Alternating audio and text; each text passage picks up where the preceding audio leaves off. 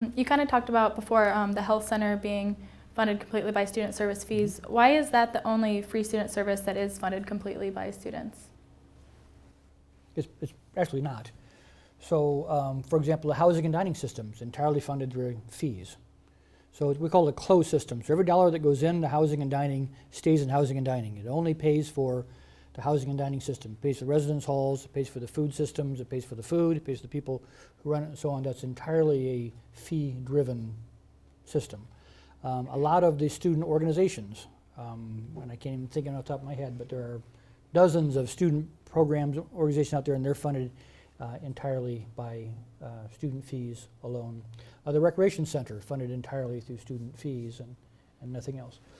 But having said that, as being a broad and complex organization, lots of money comes in from lots of different ways, and so we're always trying to come up with whatever we can do to raise some money, whether it's someone walks in off the street. I mean, as you know, the general public can go eat in the atrium or in the tally, and that's money that we count into the system.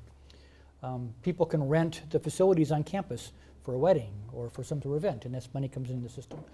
So it's very rare to have any one thing funded only by one source. Most things have multiple sources of funding. And then I think it's important to think of the general fund particularly as sort of a punch bowl of funds.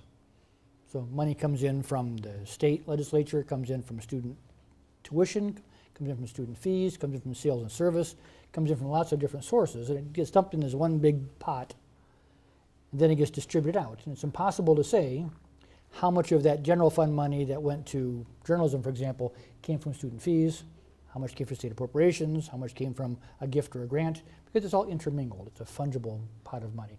And so it's difficult to say very few things are funded only by student fees, because they're usually some sort of mix of funds. But as Terry also said, we also try and, through our cost accounting, try and direct certain funds to different things, so we can both keep track of where the money comes from and where the money goes. And then, too, there's also a bit of a principle in financing that people should pay for what they use, and people shouldn't pay for what they don't use. You know, we don't charge people who don't live in residence halls residence hall fees because they don't use them. And so that model is what we sort of use to guide what we fund with student fees, what we fund with fungible funds, what we fund with restricted funds.